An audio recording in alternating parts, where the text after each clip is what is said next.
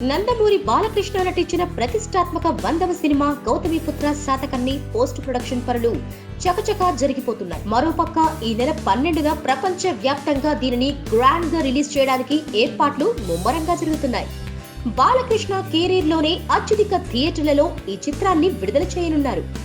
క్రిష్ దర్శకత్వం వహిస్తున్న ఈ సినిమాలో బాలకృష్ణ సరసన శ్రేయ కథానాయికగా నటించగా తల్లి పాత్రలో హేమమాలిని నటించారు.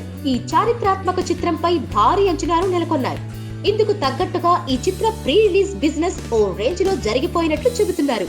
అయితే శాతకర్ణి ఆంధ్ర హక్కులు 21 కోట్లకు అమ్ముడుపోవడం ఇప్పుడు హాట్ టాపిక్ గా మారింది.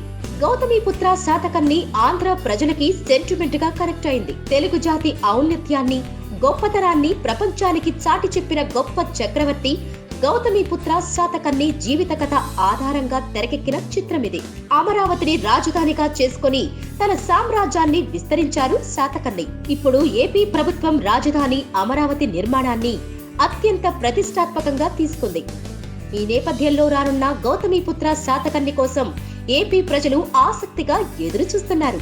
పైగా ఏపీ రాజకీయాల్లో బాలయ్య కీలకంగా వ్యవహరిస్తున్నారు.